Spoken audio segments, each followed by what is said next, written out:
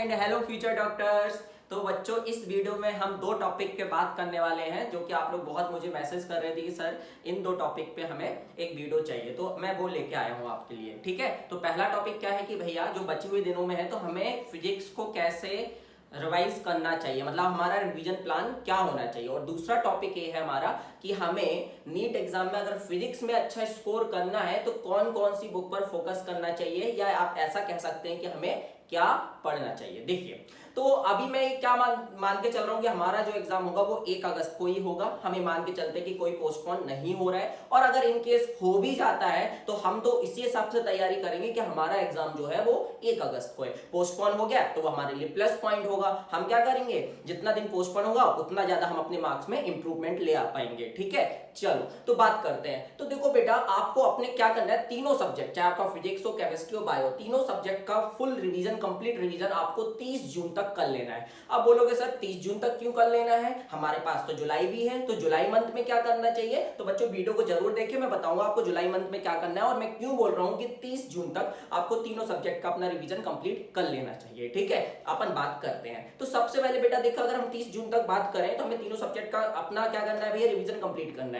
तो हम बात करें तो आज क्या है, 20 मई के आसपास है, तो 30 जून तक में हमारे पास 40 दिन है। कितने दिन है बेटा, 40 दिन है। तो 40 दिन को आप क्या करो, 10-10 दिन के 4 ग्रुप में डिवाइड कर लो। फिर मैं आपको बताता हूं, एक्चुअली मैं फिजिक्स का नॉलेज रखता हूं तो मैं फिजिक्स के बारे में आपको बता रहा हूं, बाकी केमिस्ट्री और बायो के बारे में भी आप ऐसा कर सकते हैं। ठीक है, तो सबसे पहले आपको पहले 10 दिन में क्या करना है, मतलब आपको 21 मई से लेकर 30 मई के बीच में क्या करना है, तो आपको इन टॉपिक्स को करना है, मॉडर्न फिजिक्स के टॉपिक्स हैं इनको करना है। अब आप बोलोगे सर हम यही टॉपिक क्यों करें, हम पहले मैकेनिक्स क्यों ना कर लें। तो सुनो भाई, पहले आपको वो टॉपिक करने चाहिए जो आपको कॉन्फिडेंस दें, जो आपसे बन जाए, क्योंकि वो होता क्या है, पूरा खेल कॉन्फिडेंस का है। अगर आपने ये टॉपिक करना स्टार्ट किया तो आपके अंदर कॉन्फिडेंस आएगा, कॉन्फिडेंस आएगा तो आपको यहाँ पढ़ने भी मजा आएगा, यहाँ पढ़ने भी मजा आएगा और यहाँ पढ़ने भी मजा आएगा। लेकिन बाय चांस अगर आपने मान के चलो ये करने स्टार्ट कर दिए, यहाँ पे आपको समझ में नहीं आया, रोटेशनल समझ में नहीं आया मान के चलो, तो फिर आप क्या करेंगे, आपका मन ही नहीं करेगा इन टॉपिक्स को पढ़ने का। इसलिए पहले आप वो टॉपिक पढ़िए जो आपको कॉन्फिडेंस देते हैं, क्योंकि कॉन्फिडेंस जब आपके अंदर आएगा ना तो आप टफ चीजों को भी बहुत आसानी से कर पाएंगे। ठीक है, तो देखिए पहले 10 दिन में आप ये टॉपिक करेंगे। आपको पता है एटम्स, न्यूक्लियस, डुअल नेचर, ये आपका केमिस्ट्री में भी होता है, तो चांस है कि केमिस्ट्री में भी एक सवाल यहां से आ सकता है, और ये बहुत आसान होता है, आप आराम से इनको रिवाइज कर सकते हैं अच्छे से, बढ़िया तरीके से।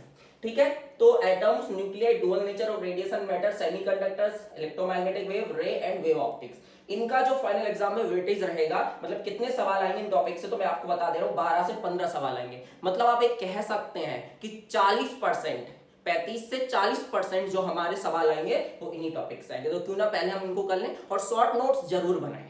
ठीक है, शॉर्ट नोट्स जरूर बनाएं, और 10 रुपए की कॉपी से ज्यादा मैं इन पूरी फिजिक्स आपकी समाहित हो जानी चाहिए, उससे ज्यादा मैं आपको समाहित नहीं करना है। आपको ऐसे हिसाब से नोट्स बनाने हैं कि भैया शॉर्ट एंड स्वीट हो, मतलब अपन उनको जब पढ़े तो पूरा रिवीजन भी कर लें और हमारा सब कुछ उसमें कवर भी हो जाए। ठीक है, चलो फिर अगले 10 दिन में आप क्या करेंगे, electrostatics, current, electricity, magnetism, electromagnetic induction, alternating current, इनका जो वेटेज रहेगा फाइनल एग्जाम में वो 10 से 12 सवालों का रहेगा। मार्क्स नहीं है, ये सवाल है ना। मार्क्स में अगर बात करोगे तो हो जाएगा 48 से 60 मार्क्स, और ये आपका कितना हो जाएगा 40 से 48 मार्क्स। फिर आप ये कर लो, ठीक है, दिख रहा है आपको, फिर आप ये कर लो।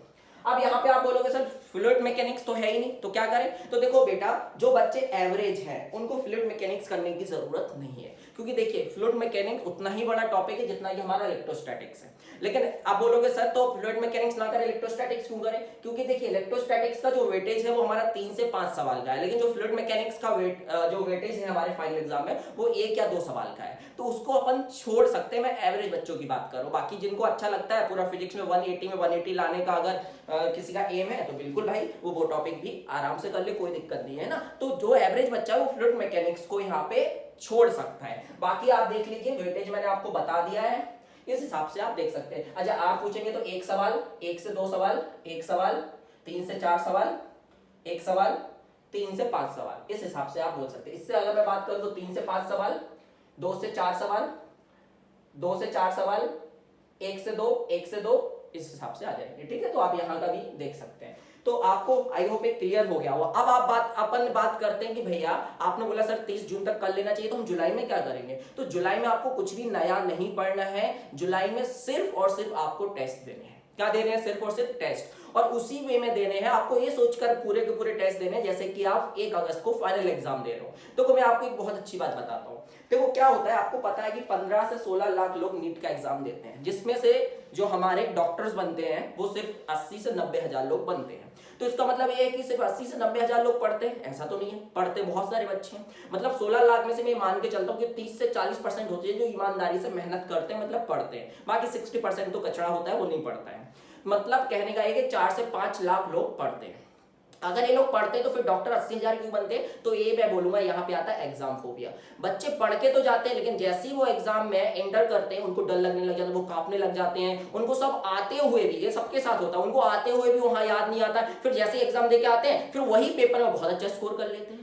ऐसा क्यों होता है? तो बेटा ये होता है एग्जाम फोबिया। ये क्यों होता है? क्योंकि आप एग्जाम के पहले अच्छे तरह से प्रैक्टिस करके नहीं जा रहे हैं। देखो अगर आप सोचो, अगर आप 30 टेस्ट देते हैं जुलाई में, 31st का होता है, 31 टेस्ट अगर आप जुलाई में देते हो और वो भी वही थिंकिंग के साथ देते हैं जैसे कि आप फाइनल एग्जाम दे रहे हैं, तो सोचिए आपको कितना एडवांटेज मिलेगा। जब आप 1 अगस्त को जाएंगे तो आपके लिए वो पेपर तो चना मुर्रा हो जाएगा। आपको लगेगा अरे हम तो रोज ही पेपर दे रहे थे, अरे और ये पेपर है, ये तो हम रोज ही दे रहे थे। मतलब एग्जाम फोबिया आपका जीरो, डर बिल्कुल खत्म हो जाएगा आपके अंदर से। लेकिन याद रखिए यहाँ पे कोई गैप नहीं होना चाहिए। ये नहीं कि मम्मा की बच्चे की शादी है, मम्मा के दोस्त की शादी, उसकी शादी, वहां चले गए, यहाँ कोई दिन मिस नहीं होना चाहिए। आपको सब कुछ छोड़ देना हो 31 दिन में, है ना। सिर्फ और सिर्फ आपको हर दिन टेस्ट देना है और उसी थिंकिंग के साथ देना है जैसा कि आप फाइनल एग्जाम को देंगे। तो इससे आपका एग्जाम फोबिया बिल्कुल जीरो हो जाएगा। अब हम बात करते हैं दूसरे टॉपिक के, जो कि ये है कि हमें कौन कौन सी बुक पर फोकस करना चाहिए।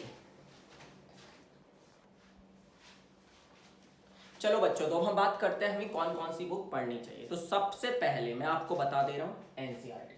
मतलब पढ़नी चाहिए नहीं, मतलब इसकी थ्योरी नहीं पढ़ना है आपको एनसीईआरटी के जो सॉल्व एग्जाम्पल हैं उनको तो इतनी बार सॉल्व करना है कि उनके आंसर आपको याद होना चाहिए। आंसर याद हो जाने चाहिए का मतलब ये नहीं कि आंसर को रट लेना है, सॉल्व कर करके आंसर को रट लेना और कॉन्सेप्ट को समझ लेना है। उसके बाद आपको करना है एनसीईआरटी एक्सरसाइज। इसमें आप चाहे तो एडिशनल एक्सरसाइज को छोड़ सकते हैं, चाहे तो, नहीं तो एक बार आप इसको भी कर सकते हैं, ठीक है। इसको तो आपको शॉर्ट एग्जाम्पल को रट लेना, मैं आपको गारंटी देता हूं 2 से 4 सवाल ऐसे आएंगे जो बिल्कुल शॉर्ट एग्जाम्पल से बिल्कुल सेम टू सेम वही के वही होंगे और कुछ नहीं होगा। उसके बाद आते हैं एससी वर्मा। अब इसका नाम सुनते ही तो आपके प्राण निकलने लग गए होंगे। नहीं भाई साहब, आपको डरना नहीं है, मैं आपको एससी वर्मा सॉल्व करने नहीं बोल रहा हूं। मैं एससी वर्मा में आपको ये बता रहा हूं कि आपको ऑब्जेक्टिव 1 और ऑब्जेक्टिव 2 करना है। अभी क्या होता है, देखो ये है भैया एससी वर्मा, ठीक है। इसमें अगर आप जाएंगे तो चैप्टर के एंड में आपको ऐसा लिखा रहता है ऑब्जेक्टिव 1 और ऑब्जेक्टिव 2। तो ये आपको करना है, बस इतना सा। देखो कितने सवाल है, 6 और यहाँ पे 5, 11 सवाल है। ये कौन सा चैप्टर है हमारा भैया? ये चैप्टर फिजिक्स एंड मैथमेटिक्स। इसमें कितने सवाल हो गए? 6 और 5 11। तो इतना तो कर ही सकते हो, ठीक है, ये कर लिया। चलो उसके बाद आते हैं प्रीवियस ईयर क्वेश्चन। सबसे पहले तो आपको नीट, जिसको पहले अपन एपीएमटी कहते थे, इसके आपको कम से कम 20 साल के करने हैं, कम से कम 20 साल के, इससे ज्यादा आप कर सकते हो, कोई दिक्कत नहीं है। फिर आप चाहे तो जेडब्ल्यू मेंस के कर सकते हैं, इसका आप 10 से 15 साल के कर सकते हैं, ठीक है। जेडब्ल्यू मेंस को पहले एआईट्रिपल कहा जाता था, है ना, अब उसको जेडब्ल्यू मेंस के नाम से जानते हैं। और आप मेडिकल एंट्रेंस एग्जाम्स लाइक आपका हो गया, मान के चलो यार एएमयू हो गया, वीएमएमसी हो गया, तो इनके भी आप चाहे तो 5 से 10 साल के प्रीवियस ईयर के सवाल कर सकते हैं। इससे आपको बेनिफिट मिलने वाला है और किसी से भी बेनिफिट नहीं मिलने वाला है। देखो बच्चों, मैं मॉड्यूल के पक्ष में नहीं होता हूं। क्यों नहीं होता हूं? क्योंकि आप बोलोगे सर हम कोचिंग ए का मॉड्यूल कर लें क्या, तो मैं आपको एक चीज और बोलूंगा कि आपने कोचिंग बी का मॉड्यूल क्यों छोड़ दिया। कोचिंग बी का भी मॉड्यूल कर लो, कोचिंग सी का भी मॉड्यूल कर लो। ऐसे कितने मॉड्यूल करोगे यार, कितने मॉड्यूल करोगे? आप कोचिंग ए का ही क्यों करोगे? आप बोलोगे सर कोचिंग ए का इसलिए करेंगे क्योंकि उससे ऑल इंडिया टॉपर आता है। तो भाई साहब हर बार तो नहीं आता ना, कभी कोचिंग बी से भी आ जाता है, कभी कोचिंग सी से भी आ जाता है। तो हर कोचिंग से आ जाते तो फिर हर एक का मॉड्यूल अच्छा है तो करते रहो फिर आप मॉड्यूल। मतलब मैं पर्सनली रिकमेंड नहीं करूंगा, बाकी आपकी इच्छा है। बाकी पहले आप इतना जरूर कर लें, इससे आपको बेनिफिट मिलेगा। अच्छा आप बोलोगे सर ठीक है मॉड्यूल ना करें तो क्या करें, तो हम कर लेंगे, बहुत जल्दी खत्म हो जाएगा, तो हम क्या करें? तो भैया एक किताब आती है एसर अरोरा करके, इसके आप चैप्टर में एंड में जाएंगे तो देखो एक बढ़िया चीज दिखाता हूं मैं आपको। चैप्टर के एंड में जाएंगे तो आपको इसमें शॉर्ट नोट्स दिए होते हैं, तो इसको आप जरूर पढ़ें। हर एक चैप्टर का बहुत बढ़िया दिए रहते हैं, आपको शॉर्ट नोट्स बनाने में बहुत मदद करेंगे, बहुत बढ़िया से दिए रहते हैं, इसको आप जरूर पढ़ें, मुझे बहुत अच्छा लगता है।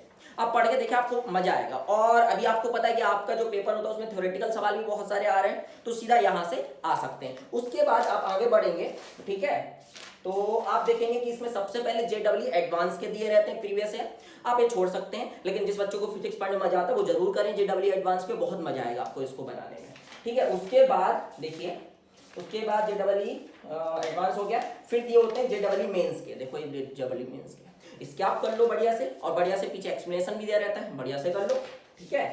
फिर देखिए ये दिया रहता है IPUEE and other engineering entrance exam की भी दिए रहते हैं, इनको भी कर लें, बहुत बेनिफिट मिलने वाला है आपको इससे। देखिए कितने सारे सवाल हैं, उसके बाद एक्सप्लेनेशन भी और बहुत बढ़िया से दिया हुआ है। फिर आप एम्स भी कर सकते हैं, ठीक है। एम्स की करने की जरूरत नहीं है, क्योंकि अब जो आपका पेपर का लेवल है वो बहुत नीचे हो गया है, मतलब आपको एक जो आपका लेवल होता है वो इतना टफ नहीं होता कि आपको एम्स के प्रीवियस ईयर के करने पड़े। लेकिन देखो आप हमेशा तैयारी टफ की करें, जिससे पेपर आसान आए, तो आप ऐसे ही फोड़ दें बिल्कुल, ठीक है। उसके बाद और देखो EIPMT के दिए रहते हैं, वो तो आपको करना ही करना है, उसके लिए तो कुछ भी हो जाए वो तो आप छोड़ ही नहीं सकते। फिर आपको VMMC PMT and other medical entrance exam के भी प्रीवियस ईयर सवाल दिए रहते हैं, तो इसको आप कर सकते हैं, बहुत बढ़िया चीज है, इसको मैं पर्सनली रिकमेंड करूंगा आपको, ठीक है। और थ्योरी तो आप बोलोगे सर थ्योरी कहाँ से पढ़ें, तो भैया थ्योरी तो आप अपने टीचर से ही पढ़ें, जिससे भी आप कोचिंग ले रहे हैं, आपके जो भी स्कूल टीचर है, कोचिंग टीचर है, थ्योरी आपको वहीं से पढ़ना है। NCERT थ्योरी के लिए अच्छी नहीं है, लेकिन एक बार रीड जरूर कर लें, और कुछ ऐसी चीज है कि आपको लगता है कि आपके टीचर ने नहीं पढ़ाया है तो उनसे जरूर पूछ लें, ठीक है बच्चा। तो आपको समझ में आ गया कैसे कौन कौन सी बुक पे हमें ज्यादा फोकस करना है, बहुत ही अच्छा स्कोर करेंगे अगर मेरी ये बात को मानेंगे तो बच्चों जैसा कि मैंने आपको बताया था कि जुलाई में आपको क्या देना है बेटा, टेस्ट देना है, और उसी थिंकिंग के साथ देना है जैसे कि आप फाइनल एग्जाम दे रहे हो, ठीक है। तो इसमें मैं आपको एक छोटी सी इन्फॉर्मेशन देना चाहता हूँ कि मैंने भी क्या किया है ना, कि फिजिक्स की मैं आपके लिए एक टेस्ट सीरीज लेके आया हूँ, जिसमें मैं आपको टोटल कितने पेपर दूंगा, 24 टेस्ट पेपर्स रहेंगे। ये मैं आपको मेल के थ्रू या व्हाट्सएप पे PDF फॉर्म में भेज दूंगा, आप उनका प्रिंट आउट निकलवा के उनको उस 2 से 5 के टाइम में दे सकते हैं, विद आंसर की रहेगा ये, ठीक है। और इसका जो कॉस्ट है वो सिर्फ है 199 रुपए, मतलब समझिए 8 रुपए के आसपास एक पेपर का कॉस्टिंग है, और उसको बनाने में मैंने बहुत मेहनत की है। मतलब उसमें जो सवाल है बहुत ज्यादा चांस है कि वैसे ही सवाल आपके फाइनल एग्जाम में आ सकते हैं, कि किन किन टॉपिक से ज्यादा सवाल आते हैं, मैंने वही टॉपिक पे ज्यादा सवाल डाले, मतलब उसी हिसाब से मैंने उसकी तैयारी की हुई है। यहाँ पे मैं आपका एक टेलीग्राम ग्रुप बना दूंगा, जो भी बच्चे ज्वाइन करेंगे उनका टेलीग्राम ग्रुप बना दूंगा, उसमें सबको जोड़ दूंगा, आप आपस में डिस्कशन कर सकते हैं। और अगर आपको कोई डाउट होता है, आप सबसे नहीं बनता है, तो फाइनली मैं क्या करूंगा, उसको सॉल्व करके पेपर में टेलीग्राम में वो पिक डाल दूंगा, जिससे कि आप उसका सॉल्यूशन देख सकते हो और आप पर्सनली मुझसे बात भी कर सकते हैं। अब इस 24 टेस्ट पेपर्स में क्या होंगे, 10 टॉपिक टेस्ट होंगे और 14 फुल सिलेबस टेस्ट होंगे, ठीक है। अगर आप डेमो पेपर देखना चाहते हैं कि भैया डेमो पेपर कैसा है, तो भैया आप मुझे व्हाट्सएप कर सकते हैं, इस नंबर पे मैं आपको डेमो पेपर भेज दूंगा। एक और प्लान है इसमें, प्रीमियम प्लान, जो कि 499 का। इसमें क्या है कि आपको क्या मिलेगा एक्स्ट्रा, ये पेपर तो मिलेंगे ही, साथ ही साथ आपको 24/7 डाउट सॉल्विंग फैसिलिटी भी मिलेगी, जो कि मैं आपको जैसे ही डाउट आएगा आप मुझे कॉल कर सकते हैं, व्हाट्सएप पे पूछ सकते हैं, मैं तुरंत उसका सॉल्यूशन बना के ऑडियो वीडियो या पेपर पे बना के तुरंत आपको भेज दूंगा। और आपको यहाँ पे गाइडलाइन भी मिलेगी और यहाँ भी मिलेगी, मैं तो सबके लिए, आपको पता ही यार, मैं कभी किसी को किसी भी बात के लिए मना नहीं कर सकता, आप कुछ भी पूछ सकते हैं, ठीक है। चलो बच्चों, तो आपको ये सब क्लियर हो गया होगा। ऑल द बेस्ट, अपने एग्जाम के लिए अच्छे से तैयारी करते रहो।